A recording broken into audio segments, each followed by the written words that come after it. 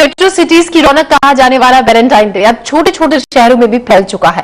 लेकिन Valentine day अब surprise dinner और महबूब को गिफ्ट देने से कहीं बहुत आगे निकल चुका है।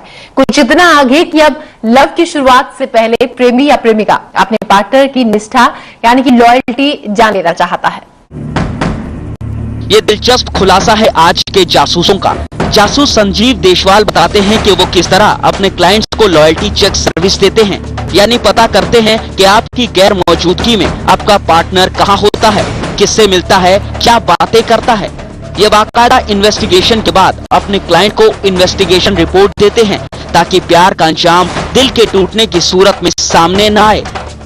पॉल संजीव न केवल युवा बल्कि शादीशुदा लोग भी अपनी पत्नी या फिर बॉयफ्रेंड का लॉयल्टी टेस्ट कराना चाहते हैं, जिससे ये पता चल सके कि उसके फियांसे, गर्लफ्रेंड, बॉयफ्रेंड या फिर पति पत्नी का कोई एक्स्ट्रा अफेयर तो नहीं है।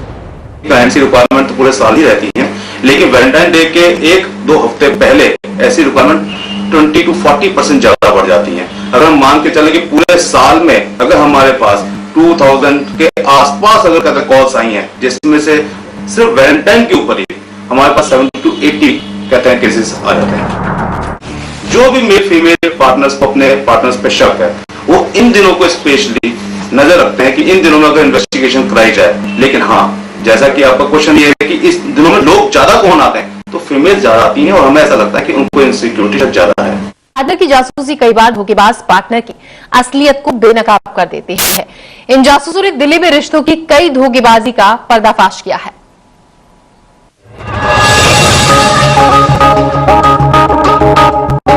दिल्ली के 2 मामले जहां पर लव पार्टनर्स धोखा कर रहे थे, लेकिन वैलेंटाइन डे पर हुए मोहब्बत के अंडरकवर ऑपरेशन ने उनकी पोल खोल दी। पति ने बनाया शादी का फर्जी कार्ड। मामला साउथ दिल्ली का है।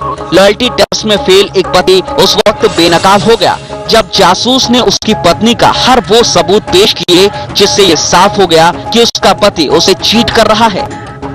साउथ दिल्ली की रोजी की शादी 3 साल पहले राहुल से हुई थी, लेकिन किसी भी वैलेंटाइन डे पर उसका पति उसके साथ सेलिब्रेट नहीं करता। जब भी रोजी राहुल से 14 फरवरी को साथ रहने की बात करती, वो टाल जाता।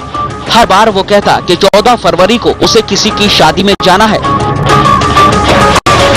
शक की बिना पर रोजी ने डिटेक्टिव हायर किया तो एक चौंकाने वाला खुलासा हुआ।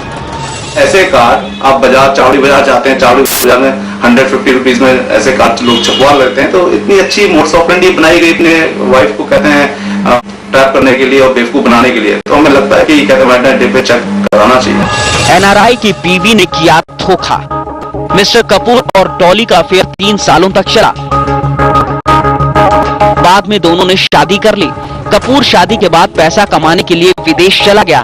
जब भी वो डॉली से शादी की बात घर वालों को बताने के लिए कहता तो कोई ना कोई बहाना बनाकर वो टालती रहती।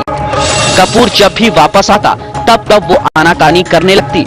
शक होने पर कपूर ने जासूसी कराने की सोची।